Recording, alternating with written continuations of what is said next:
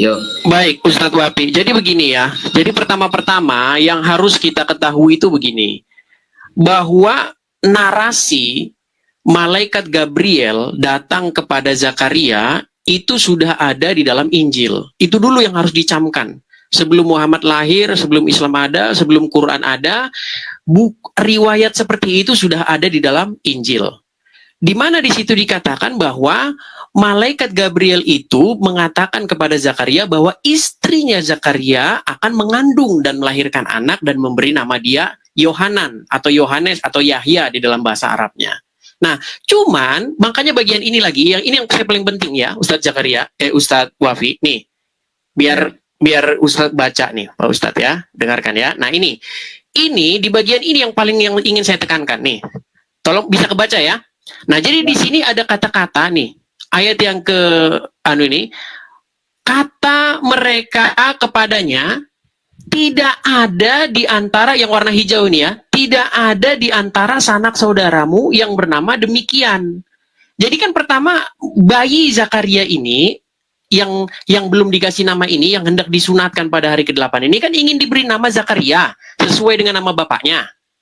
Oke? Nah, lalu masyarakat itu ngomong, tidak, kata mereka kepadanya, tidak ada di antara sanak saudaramu yang bernama demikian. Maksudnya yang bernama Yohanes ini, yang bernama Yahya ini. Nggak ada kok mau dikasih nama itu. Nah, lalu mereka meminta batu tulis kepada Zakaria bapaknya yang masih bisu. Lalu dia menuliskan namanya adalah Yahya atau Yohanes atau Yohanan dalam bahasa Ibrani. Nah, yang jadi masalah begini Ustadz Wapi, di dalam Quran, nih ya, di dalam Quran yang memberitahukan bahwa tidak ada nama seperti itu yang belum pernah kami memberitahu sebelumnya seperti itu, ini adalah sosok kami ini. Nih, lihat nih ayatnya ya. Nih dikatakan, ya Zakaria inna nubashiruka bigulamin nismuhu Yahya.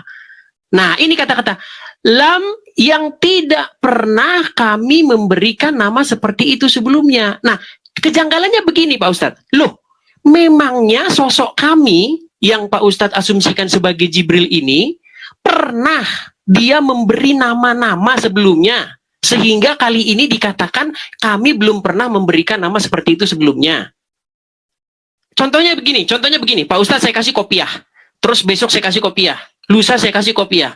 Terus saya kasih kopiah. Terus suatu ketika saya ngomong gini, yang saya belum pernah memberikan kopiah seperti ini. Artinya bahwa dulu-dulu saya udah sering kasih Ustadz Wapi kopiah.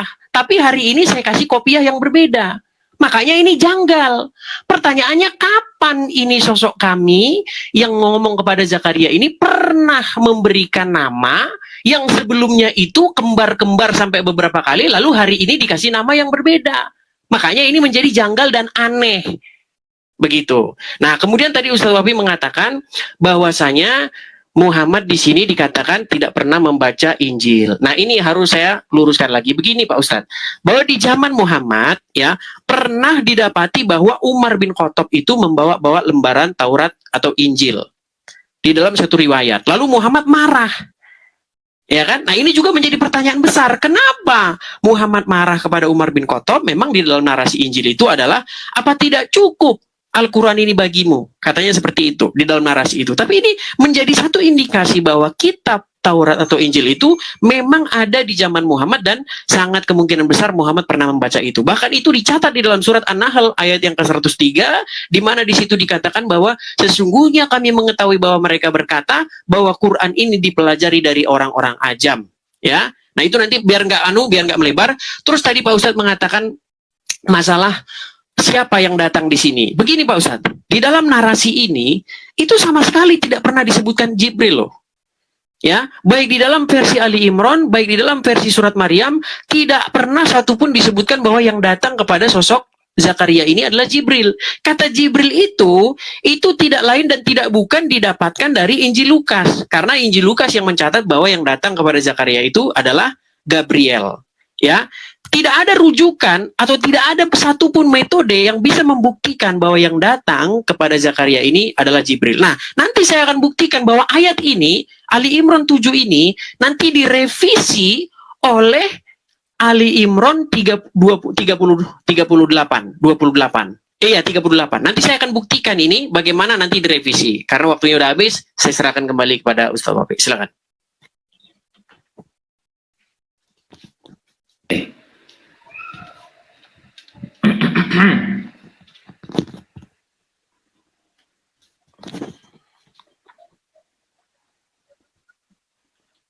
Oke.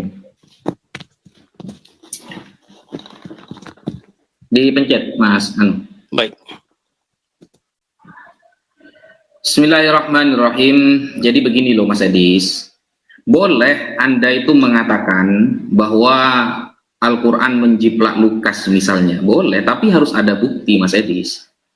Begitu. Yang saya minta itu bukti, bukan narasi Anda, bukan. Kalau narasi Anda, oke lah. Ya, Anda bernarasi bagaimanapun, terserah. Tetapi ketika Anda sudah menjustifikasi bahwa Al-Quran itu niru Bible, nah itu yang harus Anda buktikan. Oh, ini ada yang mirip nih. Ini pasti niru Bible. Nah, itu yang harus Anda buktikan. Karena yang pertama, kalau Anda menggunakan riwayat bahwa Sayyiduna Umar Ibnul Khattab pernah memegang Bible, itu bukan Bible yang Anda pegang sekarang, Mas Edis. Dari bahasanya pasti beda, dan isinya juga beda. Dan itu Nabi Muhammad malah mengharamkan, kan? Menolak. Itu justru riwayat yang Anda sampaikan, itu menguatkan pendapat saya, bahwa Nabi Muhammad sama sekali tidak pernah membaca Bible. Dan Al-Quran itu terjaga loh, Mas Edis. Tidak bisa dirubah-rubah. Ketika Allah mengatakan, Inna nahnu nazzalna dzikra wa inna lahu lahafidun, kami yang menurunkan Al-Quran dan kami pula yang menjaganya. Nah, menjaga ini maksudnya bi ayyazida au yangkus au yubaddal.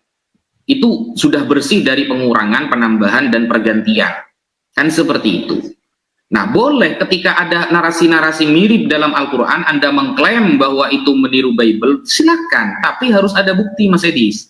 Nah, untuk menguatkan bukti yang Anda sampaikan itu apa, Mas Edis? Satu, Anda sudah mengesahkan ya, bahwa Nabi Muhammad tidak pernah membaca Bible. Sedangkan Al-Quran dari A sampai Z disebutkan dalam kitab Al-Itqan fi Ulumil Quran, mengenai mengetahui ilmu Al-Quran. Selama 22 tahun Nabi Muhammad diturunkan Al-Quran tadrijian, berangsur-angsur. Tidak pernah Nabi Muhammad megang Bible. Bahkan di dalam hadis sahih bahwa Nabi Muhammad ada tanda-tanda salib saja akan beliau hancurkan kalau ada di rumah itu. Ada tanda-tanda salib, itu hadis sahih.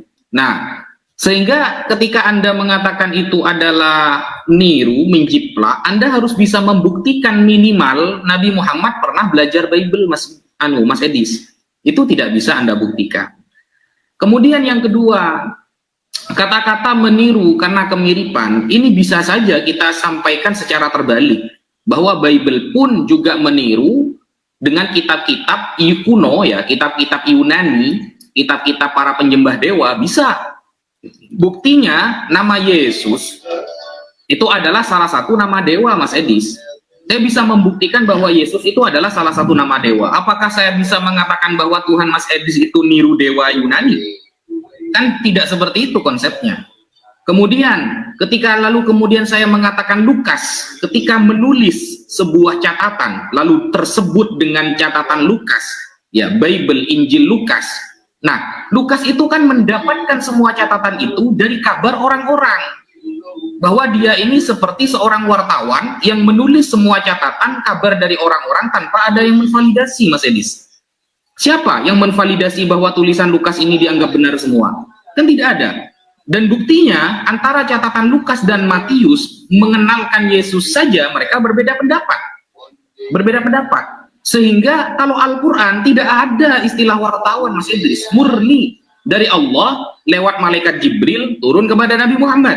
Sedangkan Lukas mencatat catatan itu seperti seorang wartawan, kabar dari orang dia tulis, kabar dari orang dia tulis, dan itu tercatat dalam tulisan Lukas. Sehingga dia tidak bisa membuktikan kemudian catatan-catatan itu benar-benar terjadi. Siapa yang menvalidasi? Nah, kedua bukti ini sangat lemah. Ketika Mas Edis mengatakan niru, boleh niru, tidak masalah bagi saya, tapi harus ada bukti, Mas Edis.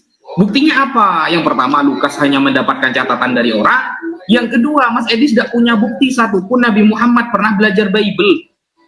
Dan bahwa ketika awal-awal Nabi Muhammad mendapatkan wahyu dari Allah, lalu Sayyidah Khadijah Al-Kubra mengantarkan Nabi Muhammad kepada pamannya, Waraqah bin Naufal, apakah Nabi Muhammad kemudian membaca Bible yang dia pegang? Tidak, tidak sama sekali.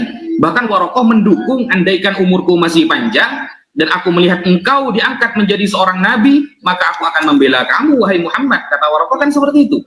Jadi kalau cuma klaim, bolehlah, tapi tanpa bukti ya, nggak ada buktinya sampai sekarang, Mas Edis. Begitu. Baik ya, hanya sayang sekali ya. Saya pikir Pak Ustadz fokus kepada jawaban, tapi ternyata malah ngelantur kemana-mana. Ini sangat disayangkan. Saya pikir tadi ada jawaban Pak Ustadz yang saya fokuskan mengenai. Saya jawab dulu. Buktinya apa? Baik, Kalau ini waktu saya ya. Sebentar ini, Pak Wapi. Ini Pak Ustadz Wapi, waktu saya ya. Baik. Jadi yang tadi saya utarakan itu sama sekali tidak disentuh. Ingat, tema kita ini loh.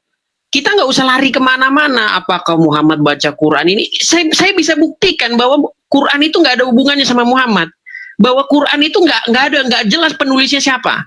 Saya bahkan pernah membuat tantangan kalau ada umat Muslim yang bisa menunjukkan siapa penulis Quran menurut Quran itu sendiri.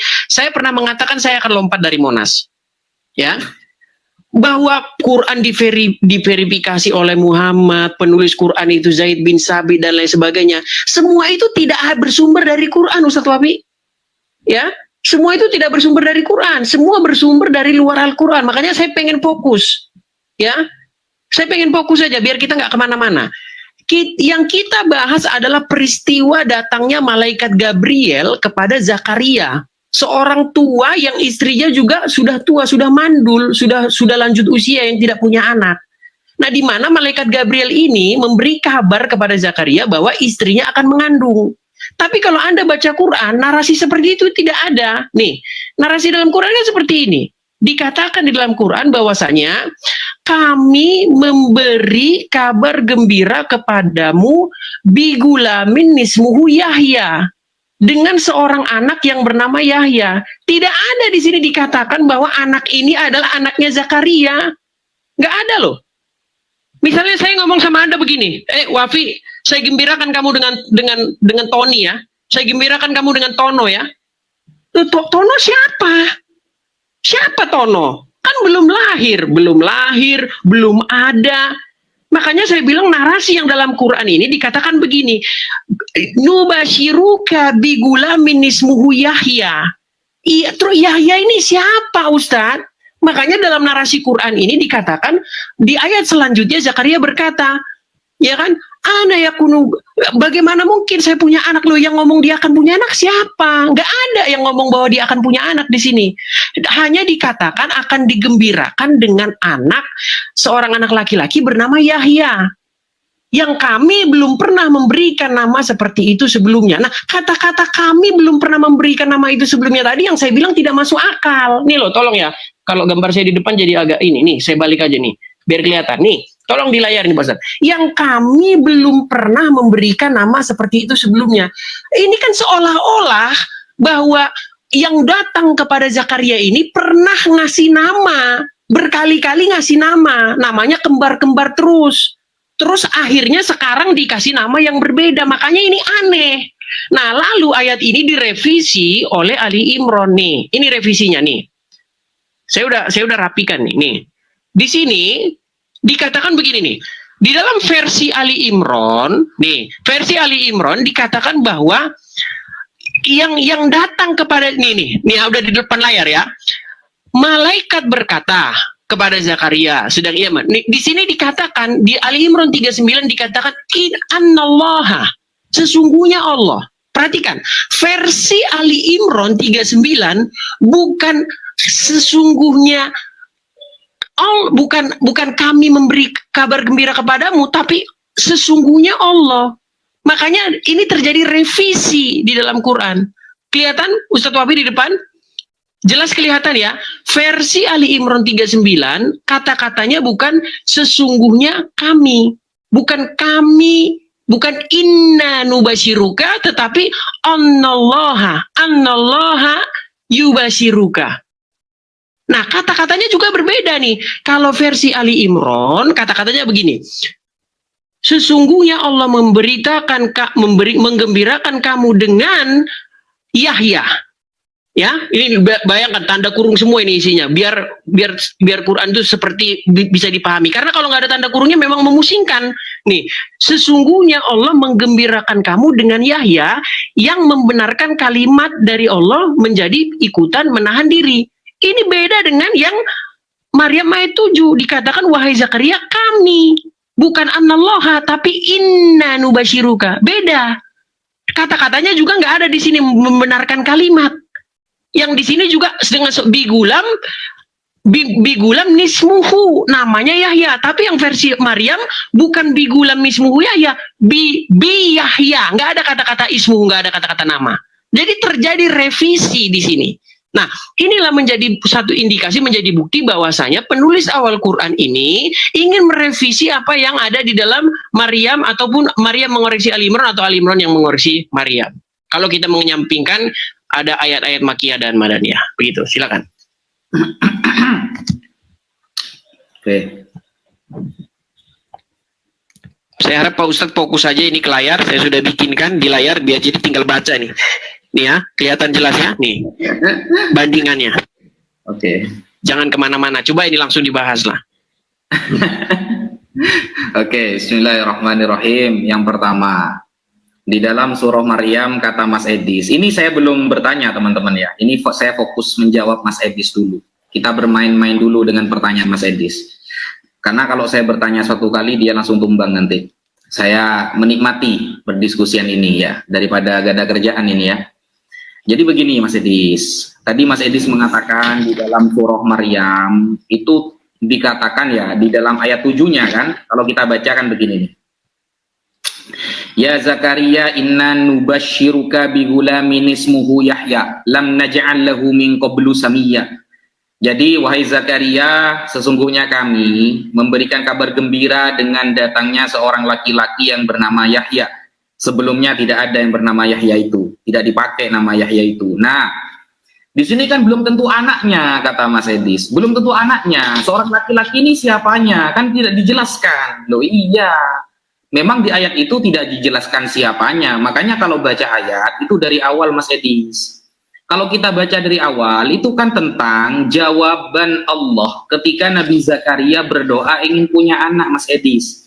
Kita baca ya dari ayat pertama, kaf ha ya ain shad, dzikru rahmati rabbika 'abdahu Zakaria. Nah, jadi Allah memberikan rahmat kepada Nabi Zakaria, lalu ketika idnada rabbahu nidaan khafiyya, ketika Yahya berdoa kepada Allah dengan suara yang lembut. Lalu apa doa Nabi Zakaria? Qala rabbi inni wahanal 'azmu minni washta'ala ar-ra'su shayba walam akum bidu'aika rabbi syaqiyya.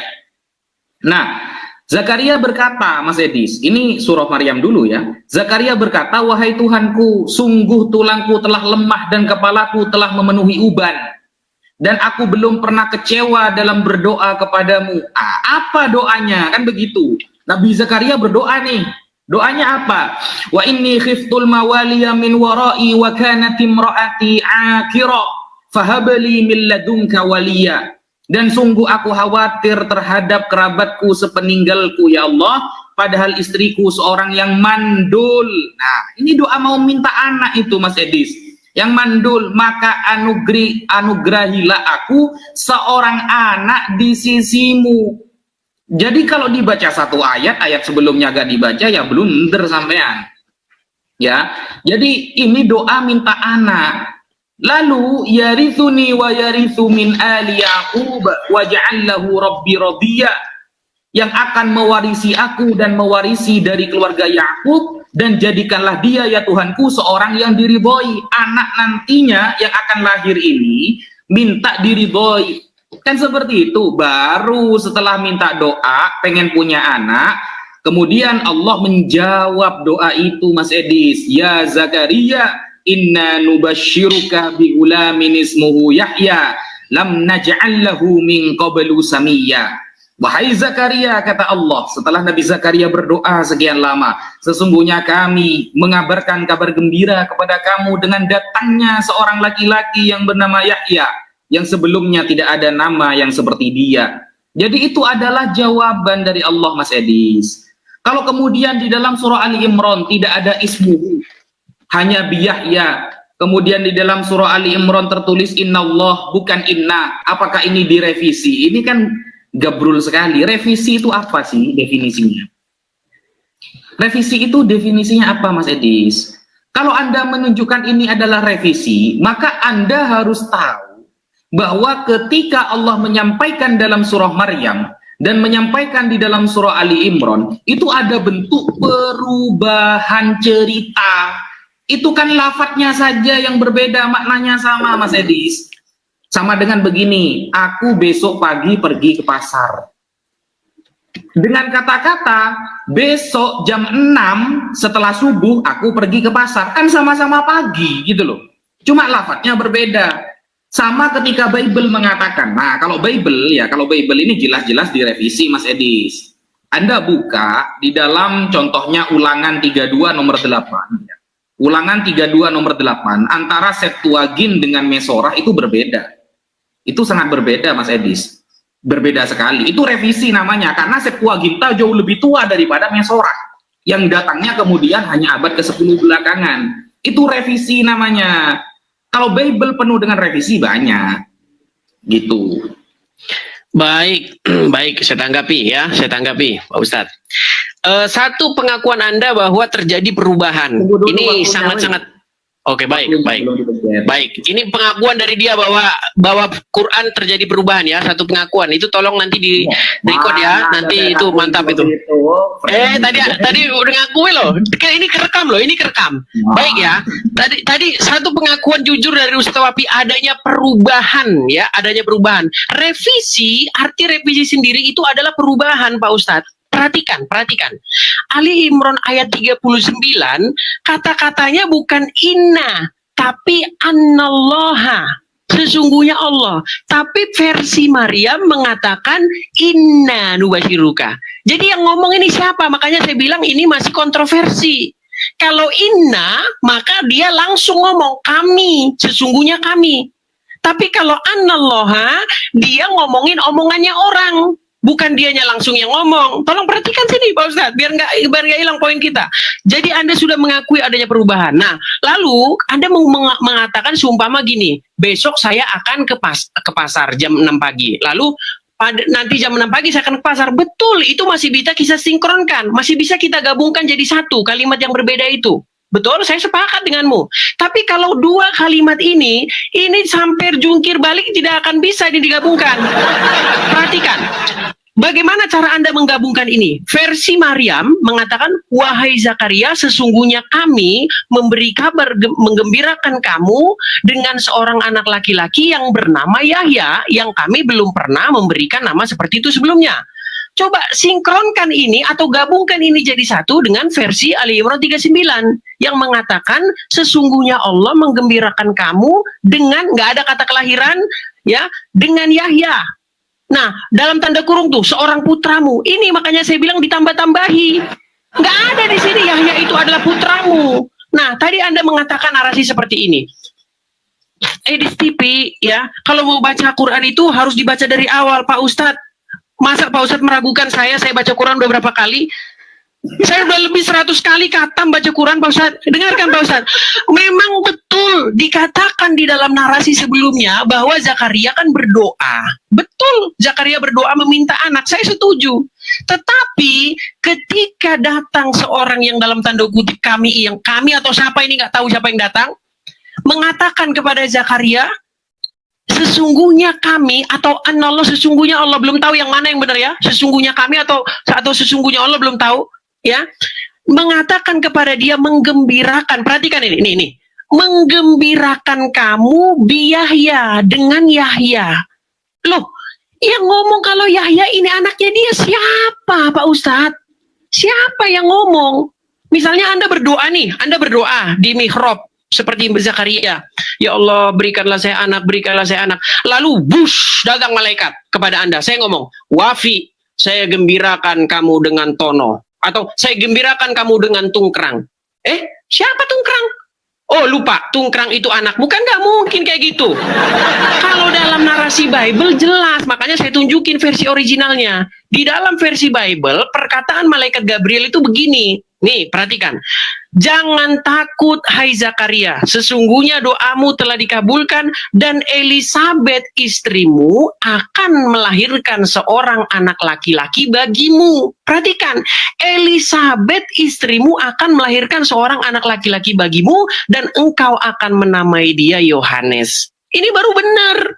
Baru benar kayak begini. Jadi dia nggak akan bingung. Loh, kalau kata-katanya begini, hai Zakaria, saya gembirakan kamu dengan Yohanes. Yohanes itu siapa? Apalagi di sini kata-katanya itu adalah gulam. Gulam itu bukan bayi. Saya gembirakan kamu gulam dengan anak laki-laki. Gulam itu pasti orang, kalau orang Arab udah tahu gulam itu anak yang udah lahir lah. Ya, udah lahir. Nah, gulam itu lagian dia belum lahir, belum ada, kok udah dikasih nama? Saya gembirakan kamu dengan Yahya. Emang Yahya udah lahir, udah ada, udah dikasih nama. Nah, poin pentingnya yang saya bilang, yang saya bahas dari tadi, yang tidak pernah disentuh oleh Ustadz Wapi, kata-kata ini loh, bahwa ketika Yahya itu hendak diberi nama, dia itu hendak diberi nama seperti nama bapaknya, yaitu Zakaria. Tapi masyarakat mencegah, loh nggak ada sanak saudaramu yang bernama seperti itu. Nah, malah di dalam Quran yang ngomong itu malaikat. Ngomong, yang kami belum pernah memberikan nama seperti itu sebelumnya. Coba, saya minta tolong, tunjukkan narasi di dalam Quran bahwa malaikat yang datang kepada Zakaria ini pernah memberi nama yang kembar beberapa kali, lalu sekarang beda. Yang makanya kalimat itu menjadi, kami belum pernah memberi nama seperti itu sebelumnya, menjadi kalimat yang masuk akal. Tolong disentuh itu Pak Ustaz, dari tadi nggak disentuh. Silakan. Oke. Kita gas tipis-tipis teman-teman.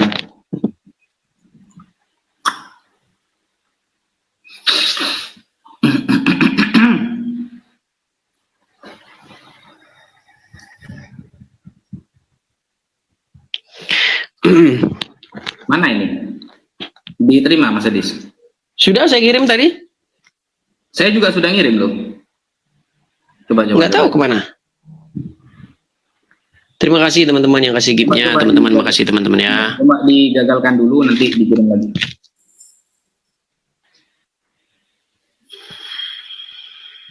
Gimana caranya?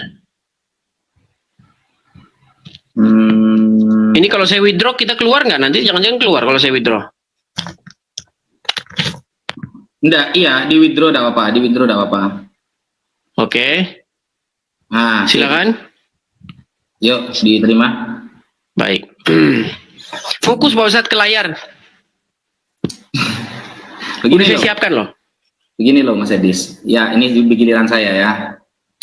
Mas Edis tadi mengatakan, saya gas tipis-tipis ya, kecil-kecil aja. Tadi Mas Edis mengatakan, gulam ini bukan bermakna bayi, kata Mas Edis. Kalau lafadznya bayi, selesai masalahnya. Ini kan setelah Allah mengabulkan doa Nabi Zakaria yang meminta anak, karena notabene-nya istri beliau itu mandul. Lalu dengan lafadz di dalam surah Maryam, bigulamin ismuhu Yahya, gulam ini bukan anak bayi, kata Mas Edis. Kalau ini anak bayi, jelas selesai masalahnya. Oke, kita jawab saudara. Ya. Ini pakai kamus saja ya, pakai kamus. Gulam itu maknanya apa sih? Kan begitu. Ini ya, gulam artinya apa? Nih, al-gulam sobiyun, anak ya kecil, hina yuladu, ketika akan dilahirkan, ila ayyashubba, sampai dia berkumis sedikit, baru dilahirkan bayi, sampai nanti dia mulai tumbuh kumis, itu bisa disebut dengan gulam. Jediar, selamat datang di kebenaran. Jadi anak yang baru lahir pun itu sudah bisa disebut dengan gulam. Ini kamus ma'ani yang dipakai juga oleh Christian Prince, ya. Biasanya pakai kamus ini biasanya. Jadi gulam itu anak kecil, hina yuladu, ya, ketika akan dilahirkan sampai tumbuh kumis sedikit, itu sudah disebut dengan gulam. Hai, gitu aja kan. Ilmunya Mas Edis cuma berkelit dengan bahasa saja sebenarnya. Nah, kemudian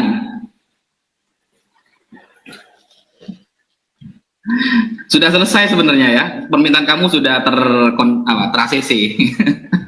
Sekarang ini ya. Surah Ali Imran ya, ayat 39. Fanadathul malaikah wa huwa qaimun yusolli fil mihrab. Jadi suatu saat Nabi Zakaria itu beribadah ada di mihrab, tempat ibadah. Ya, kemudian beliau itu dipanggil oleh malaikat nih. Ada kabar. Ini lafadznya, lafadz dari malaikatnya yang dibawa oleh firman Allah yang dibawa oleh malaikat Jibrilnya. Annallaha yubashshiruka bi Yahya. Allah memberikan kabar gembira kepada kamu dengan datangnya Yahya, musaddiqan bi kalimatin minallah, yang membenarkan dengan kalimat dari Allah, wa sayyidan wa hasura wa nabiyyan minas salihin. Nah, ini yang di-ACC oleh Mas Edis. Kalau ini bolehlah diterima langsung Yahya. Kalau gulam bagaimana? Kata Mas Edis. Kalau gulam sudah saya jawab tadi ya. Bahwa arti gulam itu adalah anak yang akan dilahirkan sampai dia itu tumbuh kumis. Nah, itu bisa disebut dengan gulam. Dan seperti itu syabab, sampai muda lah ya, itu gulam. Sudah terjawab Mas Edis ya. Tapi kalau semuanya min qablu samia, lam naj'al lahu min qablu samia, yang mana nama itu tidak pernah disematkan sebelumnya. Lah masalahnya apa di sana? Apa kemudian ketika mengatakan seperti itu, oh berarti mirip dong dengan Lukas dong. Tidak ada di antara sanak saudaramu yang bernama demikian. Nah, ketika mirip langsung diklaim niru seperti itu. Makanya di awal saya ajukan 2 pertanyaan Mas Edis dan itu belum dijawab, tidak disentuh. Kalau Mas Edis mengatakan itu niru, oke, gak apa-apa niru, tapi buktikan dulu. 1, pernah nggak Nabi Muhammad membaca Bible Mas Edis?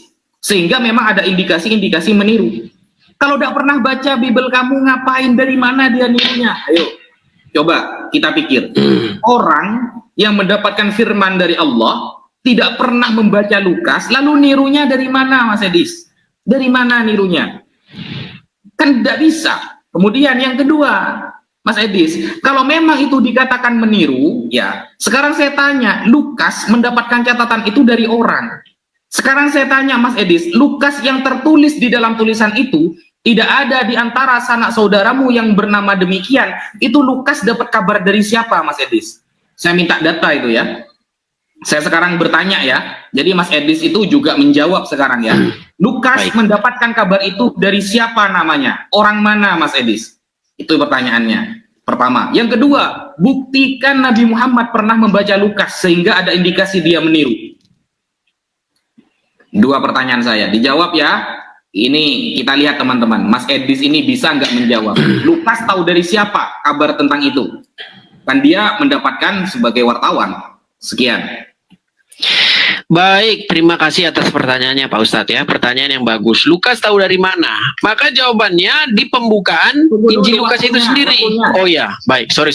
Saya terlalu semangat ini, on fire ini teman-teman. Sorry. Baik, Lukas tahu dari mana, saudara-saudara? Nah, di dalam pembukaan Injil Lukas itu sudah dikatakan, setelah aku menyelidikinya dengan seksama dari para saksi mata dan pelayan firman. Jadi Lukas tahu dari saksi mata. Namanya ini siapa? Sangat ilmiah. Gitu loh, kajian ini sangat ilmiah. Kenapa sangat ilmiah? Karena kalau kita hendak meneliti suatu peristiwa, maka memang kita harus menggunakan metode menyelidikinya dari para saksi mata, bukan wahyu turun jatuh buku dari langit. Bayangkan teman-teman, kalau Anda menyusun satu skripsi, menyusun satu kabar berita, Anda dapatkan itu dari bertapa di dalam gua, tentu ini akan menjadi lawakan, saudara-saudara. Justru Lukas ini kajiannya sangat ilmiah. Iya kan? Nah, sekarang Anda mengatakan begini, pernahkah Muhammad membaca Injil Lukas? Pernahkah Muhammad membaca ini? Loh, Ustadz, Quran gak ada hubungannya dengan Muhammad. Tidak ada satupun indikasi di dalam Quran bahwasanya Muhammad itu penulis Quran, bahwasanya Quran itu buatan Muhammad. Bahkan saya pernah katakan, kalau Anda hanya merujuk kepada Quran itu sendiri, perhatikan satu kali lagi omongan saya. Kalau Anda hanya merujuk kepada kitab Quran itu sendiri, dari Al-Fatihah sampai Anas, tidak akan Anda temukan siapa penulis Quran itu. Ya, bahkan saya pernah mengatakan waktu saya diskusi dengan Dandar, Quran ini adalah tulisan anonimus yang tidak diketahui siapa penulisnya. Kalau Anda hanya merujuk kepada Quran itu sendiri. Nah, lalu ini tolong Pak Ustadz nggak ada sentuh. Dari mana? Buktinya apa? Nih, tolong perhatikan ini ya. Nih. Ini ya tolong ya Pak Ustadz, tolong nyimak ke sini biar saya nggak berulang-ulang karena penonton juga udah ini. Lihatin ya. Nih, perhatikan kata-kata ini. Ya, dikatakan di sini yang saya bold warna hijau.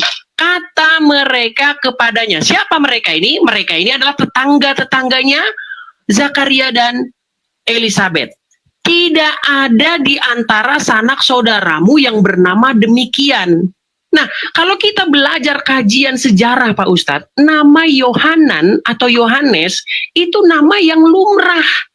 Lumrah di kalangan orang Yahudi. Nggak ada, Yohanes itu adalah orang yang pertama kali pakai nama itu, nggak ada cerita. Sama seperti misalnya nama Riko. Apakah Riko nama baru di Indonesia? Enggak. Riko itu nama yang udah sering. Tapi di keluarga Zakaria, nih perhatikan. Maka datanglah mereka pada hari yang ke-8 untuk menyunatkan anak itu. Dan mereka hendak menamai dia Zakaria menurut nama bapaknya. Tetapi ibunya berkata, jangan, ia harus dinamai Yohanan. Tetapi kata mereka, tidak ada di antara sanak saudaramu yang bernama demikian. Jadi nama Yohanan itu, atau nama Yahya atau Yohanes itu, nggak pernah ada di keluarga Zakaria sebelumnya. Bukan karena dia orang baru yang bernama itu, nggak ada. Nah, masalahnya begini, di Quran yang ngomong bahwa namanya itu, Yahya itu adalah tidak pernah sebelumnya, itu yang ngomong itu yang datang kepada Zakaria nih. Kata-kata ini nih, perhatikan nih. Di sini dikatakan, yang kami, perhatikan, wahai Zakaria kami, ini kan kami ya. Kalau yang satunya kan Anallah, sesungguhnya Allah. Tapi di sini kami, ya. Kami belum pernah memberikan nama seperti itu sebelumnya. Berarti secara logika, Wafi, bahwa sosok kami ini dia pernah ngasih nama.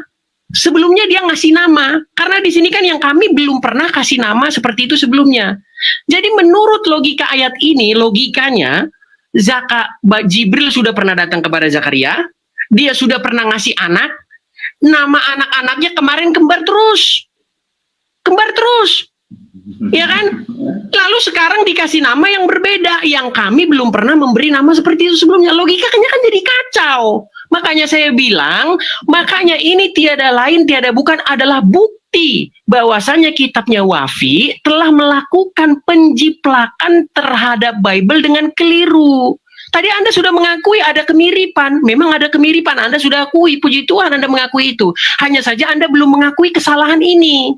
Ini jelas-jelas loh. Yang kami belum pernah memberikan nama seperti itu sebelumnya. Sama tadi saya bilang, Wafi, kemarin Anda saya kasih nama anak Doni. Terus kemarin lagi saya kasih Doni lagi. Kemarin lagi saya kasih Gulam lagi, namanya Doni lagi. Sekarang beda. Sekarang saya belum pernah, yang kami belum pernah kemarin memberikan nama. Logikanya kan jadi seperti itu. Makanya jadi kacau. Padahal yang belum pernah nama seperti itu sebelumnya itu yang ngomong masyarakat. Makanya saya bilang di sini jelas-jelas terjadi penjiplakan kalau kita pakai akal sehat dan logika dan kajian ilmiah, nggak pakai dogma-dogmaan. Seperti itu Pak Ustadz. Jadi tolong fokus ke situ Pak Ustadz. Kita nggak usah debat-debat kusir. Silakan.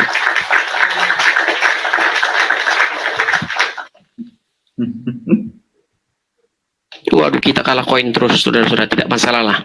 Silakan. Silakan. Fokus yuk. Iya. Tunggu. Itu kenapa kok ada bintang-bintangnya itu? Bintang yang mana? Nih, tolonglah ini yang dibahas Pak Ustadz nih. Yang kami belum pernah memberikan nama seperti sebelumnya. Berarti kan udah pernah sebelumnya dia ngasih nama kembar-kembar terus. Oke, sudah ya, waktu saya ya. Yuk, silakan. Bismillahirrahmanirrahim. Jadi Mas Edi sudah setuju dengan pendapat kata gulam itu adalah bermakna anak yang akan dilahirkan sampai dia itu tumbuh menjadi anak anak muda, syabab, muda. Itu sudah setuju ya Mas Edis ya, sudah tidak ada kanteran lagi. Kemudian yang kedua, Mas Edis tadi meragukan Al-Quran dengan mengatakan begini, kata Yahya itu, Yohanes itu, ya sudah biasa dipakai oleh kalangan Bani Israel.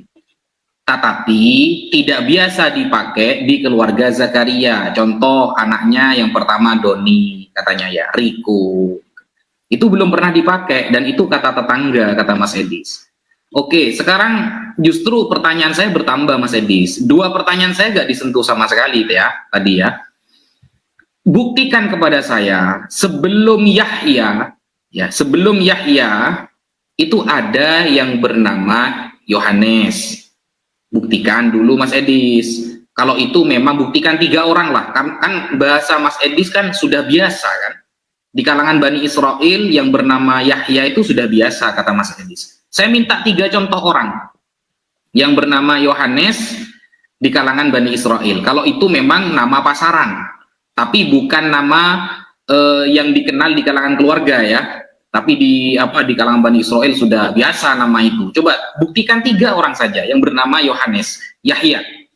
Itu ya pertanyaan saya. Yang kedua, tadi sama sekali sama Mas Edis gak disentuh. Ya. Dan tidak disentuhnya bagaimana? Mas Edis sama sekali tidak punya data bahwa Nabi Muhammad mencontek atau membaca Lukas. Gak ada, Mas Edis. Gak ada. Kalau seperti itu nggak bisa Anda mengklaim Nabi Muhammad itu mencontek Lukas, membaca saja tidak pernah, mau nyontek dari mana? Kan seperti itu logikanya.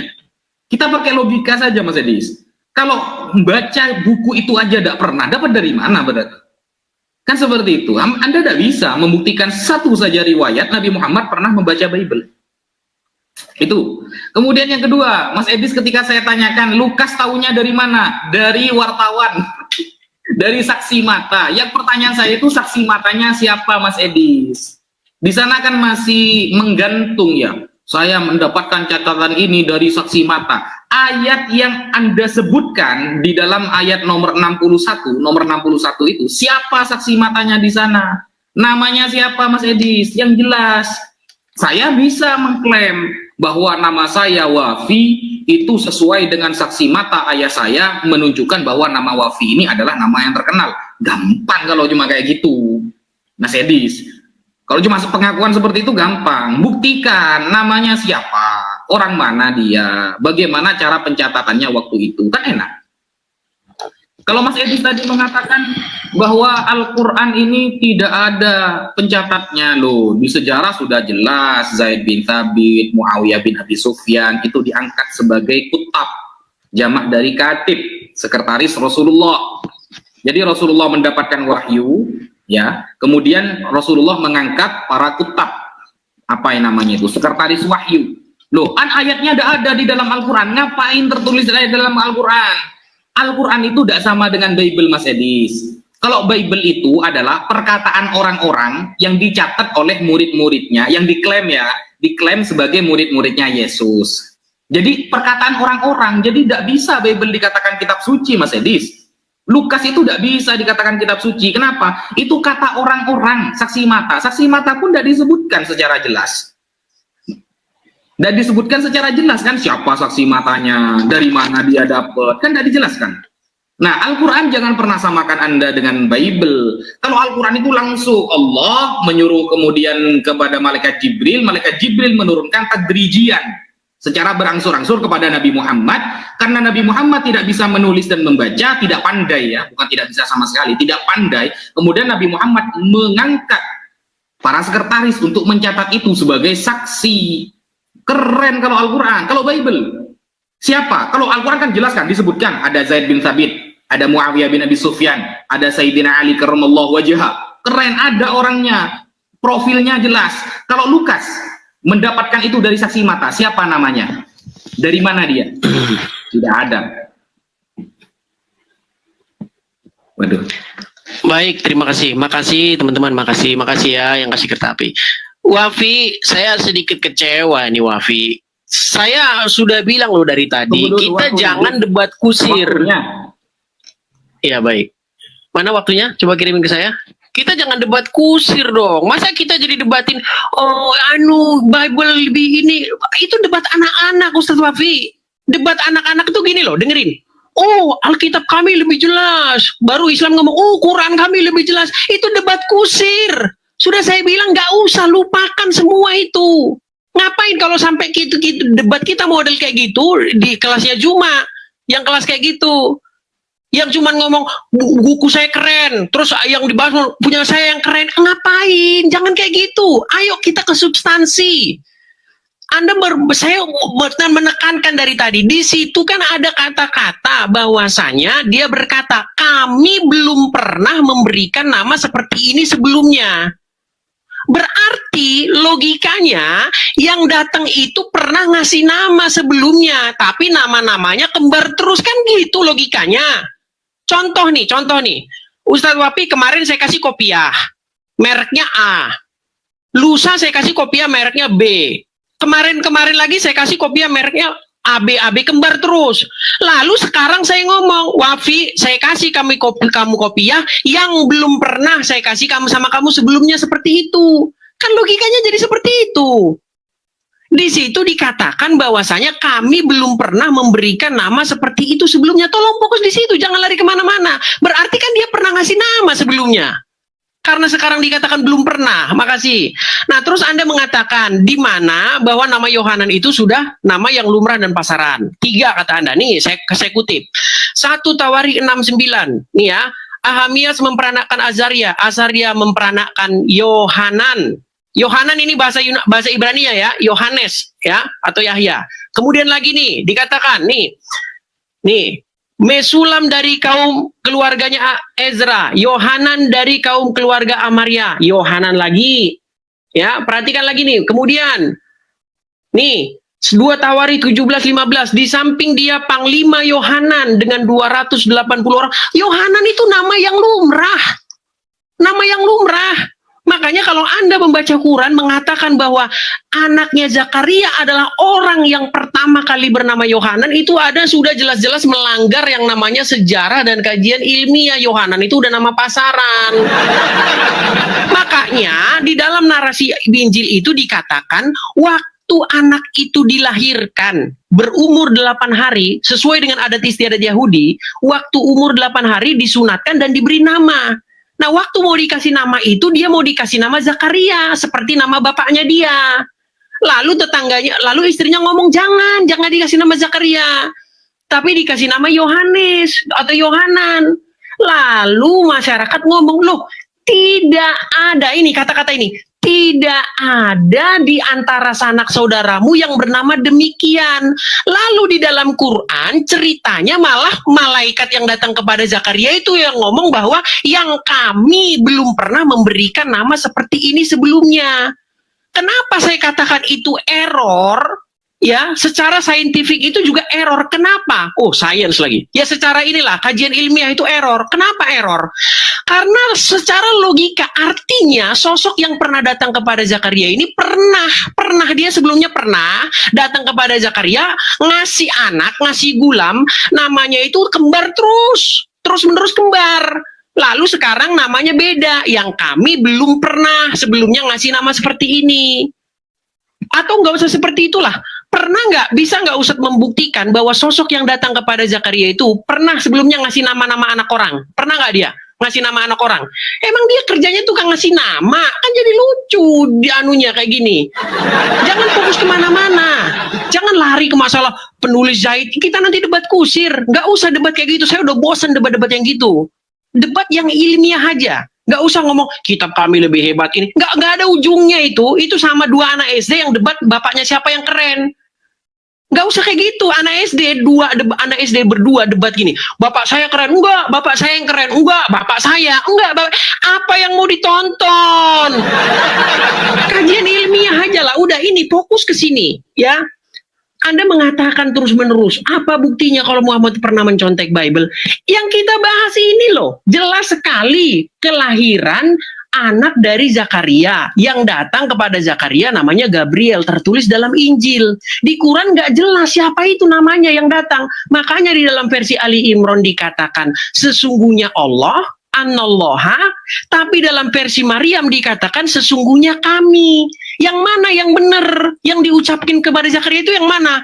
In Anallaha atau inna. Makanya di situ sudah revisi. Anda tadi sudah mengakui itu revisi. Makasih teman-teman. Fokus ke situ aja Pak Ustadz. Fokus ke situ, silakan. Ayo kamu. Habis ini Pak Ustadz Wafi hari ini. Malu ini hari ini Pak Ustadz Wafi ini. Bingung dia. Silakan. Nampak dari raut wajahnya dia kebingungan, pemirsa. Silakan. Kalau framing ini memang jagonya Mas Edis memang. Dari tadi saya menunggu jawaban siapa nama saksinya ini. Kamu kan yang mengajukan tuduhan, Mas Edis. Saya tidak akan membahas kalau kamu tidak mengajukan tuduhan gitu loh. Tuduhan kamu itu apa? Al-Quran jiplak Bible. Kan itu di pertama kan? Tuduhan kamu pertama itu apa, Mas Edis? Al-Quran jiplak Bible. Sedangkan tuduhan kamu itu tidak bisa membuktikan.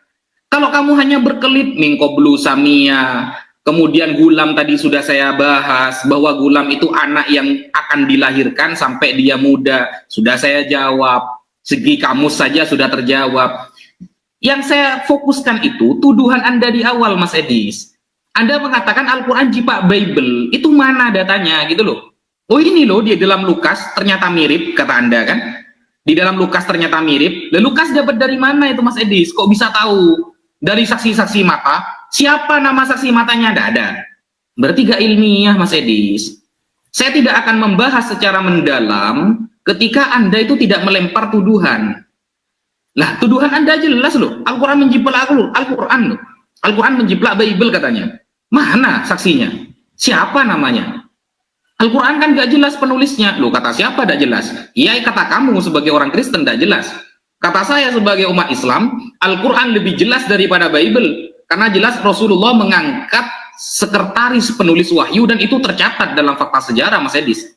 Sedangkan saya tanya, dalam fakta sejarah Lukas ya, mendapatkan tulisan itu dari siapa? Namanya siapa? Itu gak dijawab oleh Mas Edis. Sama sekali gak disentuh teman-teman. Lalu tuduhan Anda di awal itu sudah mentah Mas Edis, tasakotoh, sudah gugur. Ya, kenapa isi Al-Quran mirip-mirip Injil Lukas katanya? Loh, kita buktikan, Lukas itu dapat dari siapa? Saksi mata. Saksi matanya siapa namanya Mas Edis? Gitu loh. Saksi matanya siapa? Itu sebutkan, kalau nggak bisa berarti Lukas itu asumsi. Berarti Lukas asumsi, berarti Lukas yang niru Al-Quran berarti. Karena Lukas ini baru berapa? Kalau kita sebutkan secara data, Lukas itu bukan penulis Lukas. Lukas itu bukan penulis Lukas. Dia itu hanya dapat kabar-kabar burung. Tidak ada sanadnya, tidak bisa divalidasi tentang cerita-cerita yang ada di dalamnya. Seperti itu Mas Edis. Gitu loh. Jadi mana jawabannya? Sampai jangan hanya bertanya. Saya kan di awal sudah mengatakan. Di awal saya ingin menjawab dulu. Tapi nanti kalau saya mengajukan pertanyaan, Anda akan tumbang, Mas Edis. Sekarang saya tanya, satu saja sudah. Anggap semua pertanyaan saya sudah hilang ya. Satu, Lukas itu dapat kabar itu dari mana? Tentang ayat ke-61 itu. Saksi matanya itu siapa, Mas Edis? Itu dijawab, Mas Edis ya. Saya ulangi ya. Saksi matanya itu siapa? Kalau Anda hanya berkelit di ayat itu bahwa innallah, annallah dengan inna nubasyiruka kan beda. Aduh, Mas Edis, intinya maknanya sama, ceritanya sama, hanya cara melafatkan yang beda. Itu langsung dianggap merevisi. Itu tuduhan Anda kedua. Kalau Anda mengatakan Quran direvisi, buktinya mana direvisi, Mas Edis? Surah Ali Imran ayat ke-39, itu malaikat mengabarkan kabar dari Allah. Firmannya seperti itu, ceritanya sama. Nubasyiruka juga, yubasyiruka juga. Dari kata basyara yubasyiru tabsyiron, tabsyirotan, tabsyaron, tibsyaron, mubasyaron, kan begitu. Nah, sekarang saya tanya, Lukas ini dapat kabar itu dari siapa? Namanya siapa? Kalau kita membuka bab-bab fiil fiil mudhari ya, yubasyiruka, nubasyiruka sama. Maknanya gak berubah. Bigulamin ismuhu Yahya, dengan biyahya sama apa enggak? Ada huruf jernya, huruf jer ba. Ya, ba itu termasuk huruf jer. Haka huruf al-jarri wahya min ilah hatta khala hatta hasya'ada fi an alamut munduru balamu kaiwan wata wal kafwal ba wala alla wa mata. Ba sama-sama menggunakan huruf jer. Bigulaminis dengan biyahya sama. Lah gulamnya sama, menjawab doa Nabi Zakaria. Kasusnya sama, menjawab doa Nabi Zakaria. Kemudian namanya Yahya adalah nama, isim alam. Isim adalah kata benda, alam adalah nama. Sama-sama isim ma'rifat. Wa ghairuhu ma'rifatun kahum wadhi wa hindawabni wal gulami walladhi, sama-sama. Gitu loh. Cuma Mas Edis gak pernah belajar nahwu sorof, gak pernah belajar bahasa Arab, jadi kita susah Mas Edi cuma mengklaim sudah baca Al-Quran 100 kali tapi nggak ada yang paham. Kan seperti itu. Apanya yang beda? Sekian. Tolong dijawab, Lukas itu dapat dari mana? Tentang ayat ke-61 itu Mas Edis. Dijawab Mas Edis. Jangan kabur-kabur kemana-mana Mas Edis. Ya, pikir saya dia fokus ke tema teman-teman, tapi sayang sekali dari ronde pertama sampai ronde sekarang ini terus-menerus curhat, semua curhat. Sudah saya bilang tema kita adalah apakah Quran menjiplak Bible secara keliru. Tolong bantah bahwa yang di dalam Quran ini yang benar, bahwa yang di dalam Bible yang salah. Gitu loh Pak Ustadz. Coba nih, ini kan jelas nih, saya tunjukkan ya, nih, saya harus ulang lagi teman-teman, nggak apa-apa, biar sampai bosan teman-teman. Biar selesai.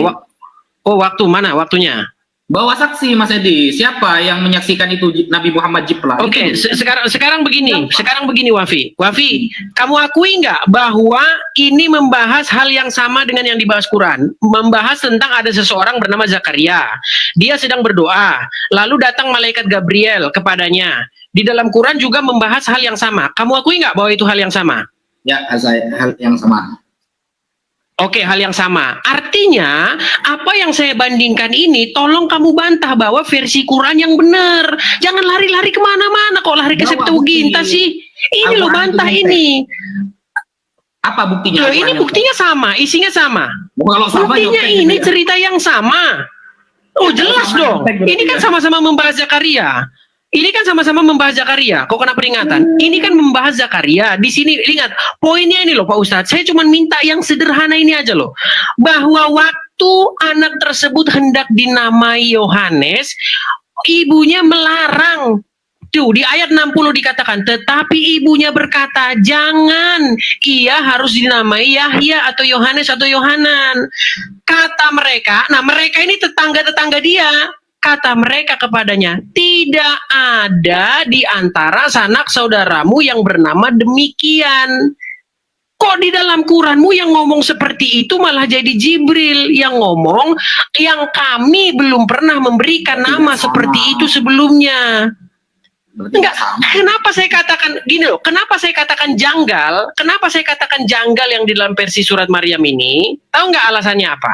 Karena seolah-olah malaikat yang di dalam versi Maryam ini sepertinya dia ingin meniru percakapan yang ada di dalam Injil Lukas, tetapi secara keliru. Sepertinya ya.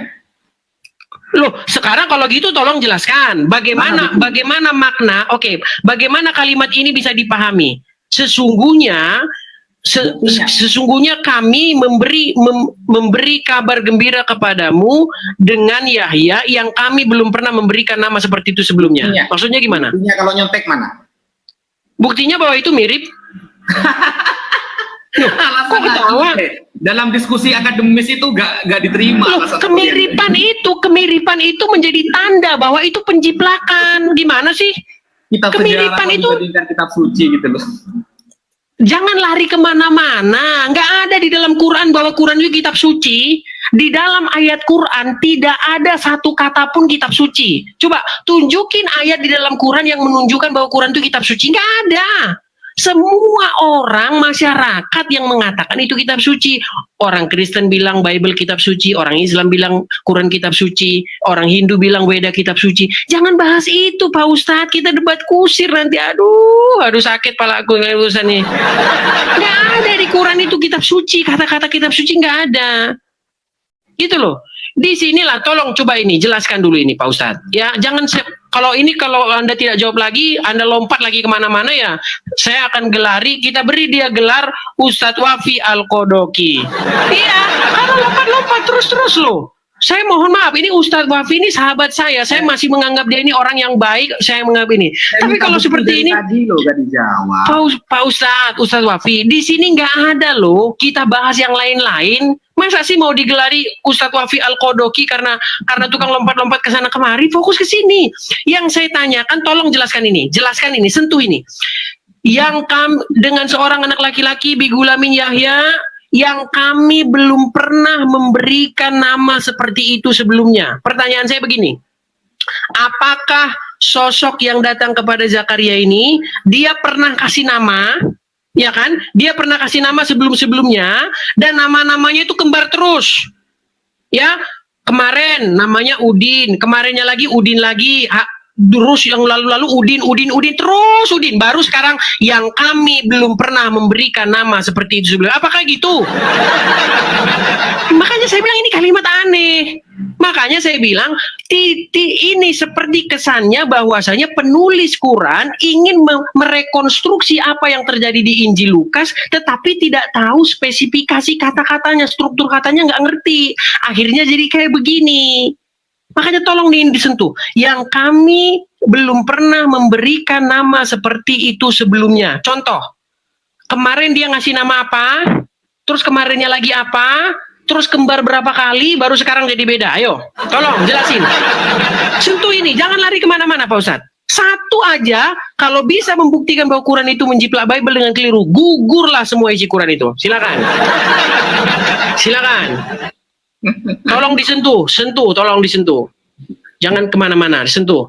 Jawaban saya dari tadi mana, Mas Edis? Bukti nyonteknya itu siapa? Kalau cuma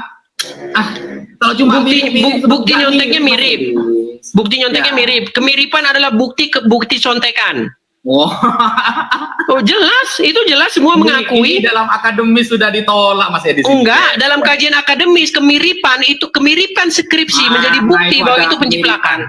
Mana bukti akademisnya, Mona? Kalau kemiripan berarti nyontek. Semua orang menerima kalau kemiripan itu bukti penjiplakan. Saya minta dalil sekarang. Saya kasih contoh. Oke, ya. Saya kasih contoh. Saya tidak minta contoh, saya minta data. Iya, saya minta ini saya akan kasih data. Saya kasih data.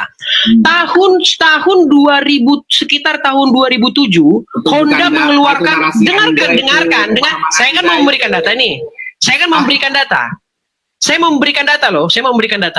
Tahun 2000 sekitar tahun 2000-an, Honda mengeluarkan sepeda motor Suprafit. Lalu Jialing melakukan peniruan dengan mengeluarkan motor Superfit. Itu bukti. Bukti mirip. Barangnya mirip. Sebentar. Barangnya mirip tetapi setelah didetail beda. Nah, kemiripan adalah indikasi peniruan. Tidak ada yang bisa bantah saya itu. Kemiripan adalah indikasi peniruan. Ayo. Apalagi? Mau bukti yang mana lagi? Mas Edis, saya minta data. Itu kan framingan Anda itu. Oh, kok framing? Enggak lah, pas lah itu bukti bahwa itu kemiripan, itu bukti peniruan. Mas Edis, tidak usah kemana-mana. Sampai buktikan Nabi Muhammad pernah baca Bible, itu satu bukti. Enak itu kalau Anda punya. Dua. Buktikan dalam sejarawan Islam bahwa catatan Al-Quran ini nyontek Lukas. Gak bisa. Karena Nabi Muhammad pun tidak pernah baca Lukas, Mas Edis. Gak pernah baca Lukas. Apalagi yang berbentuk terjemahan seperti Anda. Anda itu cuma asumsi berarti. Jadi begini ya. Dalam diskusi akademis itu begini, Mas Edis. Kalau mirip berarti nyontek. Ya. Kalau mirip berarti nyontek. Nah itu apa itu? Saya minta data itu sampai hari kiamat gak akan bisa itu, Mas Edis. Gak akan bisa. Karena Rasulullah ketika mengangkat para sekretaris penulis wahyu, tidak ada satupun dari mereka ketika menulis sambil mencontek Lukas, carikan satu riwayat saja kepada saya. Tidak ada Mas Edi. Jadi dari awal ini sebenarnya ini diskusi yang kusir ya, debat kusir. Saya kira Mas Edis ini akan membawakan data yang sangat ilmiah. Saya kira Mas Edis akan benar-benar mengorek Al-Quran dalam segi sejarah. Saya kira Mas Edis akan memahami ayat per ayat dengan tafsirannya sehingga menimbulkan ayat percontekan. Ternyata, kalau cuma seperti ini Mas Edis, saya tidak usah diskusi sama sampean. Semuanya sama. Hanya seperti itu saja kan? Hanya seperti itu saja. Tidak disentuh itu yang memberi nama itu tadi. Nyontek, ya kalau kata Allah itu nyontek dari Al-Quran. Ini loh. Saya ada datanya. Tidak ada di antara sanak saudaramu yang bernama demikian ini dicontek ada jadi. Datanya. Kalau Bible itu datanya. Al-Quran, kata Allah itu ada datanya. Wafi, ini datanya Wafi. Tidak ada di antara sanak saudaramu yang bernama demikian. Ya, Bible kan nyontek juga. Tunggu dulu, ini waktu saya Mas Edi. Tidak usah kepanasan, santai. Santai, tidak usah kepanasan Mas Edi. Sini waktu saya. Kata Rasul di dalam Bible. Bible mau mana pakai apostolos? Bible seharusnya pakai kata apostolos. Utusan. Kenapa pakai kata Rasul? Nyontek Al-Quran. Saya bisa framing seperti itu. Kata Allah. Kenapa Anda kok tidak mengatakan Yehova? Yehye Esher Ehye. Atau mengatakan Theos. Kenapa kok pakai kata Allah? Nyontek berarti kan? Seperti itu. Kalau cuma framingan seperti itu saya bisa, Mas Edis. Kata Allah itu Al-Quran yang menamainya. Tuhan kita itu adalah Allah. Walam yusammihi. Dan tidak ada yang menamai sesembahan yang pantas disembah kecuali hanya Allah. Walau ta'annutan. Kan begitu di dalam kitab Fathul Mu'in. Nah, kata Allah dicontek, kata Rasul dicontek semua, gitu loh. Jadi kalau cuma seperti itu narasinya, saya kira Anda akan membawa bukti konkret gitu loh atas tuduhan Anda. Saya bertanya dari tadi tidak dijawab. Lukas, ya, ketika mencatat itu dapat dari mana Mas Edis? Baru kita akan ketemu nanti siapa yang nyontek. Mau sampai membuktikan Lukas saja tidak bisa. Lukas dapat dari wartawan mana tidak bisa. Lukas dari saksi mata katanya. Siapa saksi matanya? Tidak ada. Bible bisa nggak menjawab itu? Siapa saksi mata pencatatan dari Lukas itu? Nggak ada. Bible tidak bisa menjawab itu. Kalau cuma framing-framing seperti itu Mas Edis mengatakan ini mirip, padahal tidak sama loh. Tidak sama. Itu kata tetangga. Sedangkan ini kabar dari Allah. Sudah beda itu. Kalau cuma framingan seperti itu, siapa yang nggak bisa Mas Edis? Mungkin kita sudahi dulu lah diskusi yang semacam ini. Saya kira mau lari nih. Loh, monggo malah lari nih. Tapi saya minta data Mas Edi. Ya, ayo kita teruskan. Sekarang pakai waktu bebas saja. Sekarang bebas saja Wapi. Gini ya, Wapi. Ayo waktunya mana? Datanya mana? Waktunya mana? Pernah baca Bible. Baik. Datanya sudah saya berikan di hadapan Anda bahwa Lukas ya ayat yang ke-61 itu ngomong gini, kata mereka kepadanya, tidak ada di antara sanak saudaramu yang bernama demikian. Lalu ini dijiplak, perhatikan nih. Ini pikiran Anda. Ini data ini. Ini di sini tertulis nih, perhatikan nih. Datanya sudah tertulis. Itu maksudnya di sini dikatakan nih, yang kami perhatikan nih, yang kami belum pernah. Sebentar, gantian Pak Ustaz. Karena saya menunjukkan data nih, yang kami belum pernah memberikan nama seperti itu sebelumnya.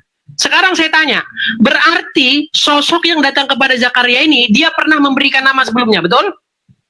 Coba contohkan kepada saya, nama Yohanes di perjanjian lama. Bukan. Nama enggak gini, yang kami belum pernah, perhatikan, yang kami belum pernah memberikan, sebentar. Yang kami belum pernah memberikan nama seperti itu sebelumnya. Berarti dia sudah pernah. Coba. Enggak, sebelumnya dia udah pernah memberikan nama. Sebentar, sebelumnya dia udah pernah memberikan nama. Belum memberikan nama Yahya. Ya berarti makanya saya bilang kalimat ini jadi aneh gitu loh. Belum kan sudah jelas ayatnya berarti. Sekarang saya minta bukti. Di situ kan dikatakan yang dengar. Yang kami dengar. Gini loh. Yang kami belum pernah memberikan nama seperti itu sebelumnya. Lari kan? Bukan, yang kami belum pernah. Dengar, yang kami belum pernah memberikan nama seperti itu sebelumnya. Ya. Berarti tadinya udah pernah ngasih nama tapi nggak seperti itu, betul? Lanjut dulu, narasi kamu lanjut dulu. Intinya apa itu? Oke. Pertanyaan saya begini. Siapa orang yang namanya pernah diberikan oleh orang ini dan namanya kembar-kembar terus, lalu sekarang belum pernah seperti itu? Coba siapa? Kayak gitu. Loh, kan kalimatnya memang gitu maknanya. Kami perhatikan, kami belum pernah memberikan nama seperti itu sebelumnya kepada siapapun. Sudah? Berarti tadinya orang ini terbukti. Sebentar, tadinya orang ini apa? Terbukti enggak bahwa sebelumnya memang enggak ada nama Yahya yang diberikan kepada anak seseorang? Sudah banyak, sudah familiar nama itu di tengah-tengah orang Israel. Bible kamu salah. Kok Bible saya salah? Loh, dengarkan artinya gini loh. Gini. Bible kamu enggak ada. Kami belum pernah dengarkan. Kami belum pernah dengarkan. Satu. Kami belum pernah dengarkan. Kami belum pernah memberikan nama seperti itu sebelumnya. Artinya orang ini sebentar. Artinya orang ini dulu pernah memberikan nama. Dulu dia pernah memberikan nama, tapi namanya bukan seperti itu dulu. Narasi kamu itu, narasi kamu. Loh, kok narasi saya? Di sini kan dikatakan, Ustadz, gini. Ustadz, hari ini kamu saya kasih kopiah merek yang belum pernah saya belikan sebelumnya. Berarti saya sebelumnya udah pernah ngasih kopiah belum? Belum tentu. Kok belum tentu? Yang pasti. Kalau gitu buat apa dikasih tahu? Kalau gitu dikasih tahu buat apa? Oke, kalau gitu saya kasih tahu. Gini, kalau gitu saya kasih tahu itu buat apa? Enggak, kalau seperti itu saya kasih tahu buat apa? Gini, narasinya itu seperti ini. Aku tidak akan pernah memberikan baju yang sekeren ini. Nah, berarti sebelumnya ada baju yang keren seperti ini, gitu loh maksudnya. Iya, artinya sudah pernah ngasih baju belum sebelumnya? Ya itu sudah pasaran, buktikan. Nama Yahya pasarannya di mana? Sudah saya ini oke, gini sebentar. Kalau saya mengatakan sebentar. Satu-satu sebentar. Baik. Anda tadi mengatakan, saya belum pernah memberikan baju seperti ini sebelumnya. Artinya saya udah pernah ngasih baju sebelumnya belum? Belum tentu. Kok belum tentu? Artinya sudah. Sekarang saya kasih yang beda. Gimana sih? Sekarang coba mana buktinya ada nama Yahya. Kalau seperti itu, buat apa saya bilang belum pernah yang seperti ini? Kata belum pernah yang seperti ini, artinya sebelum-sebelumnya pernah, tapi sama, kembar terus. Gimana sih?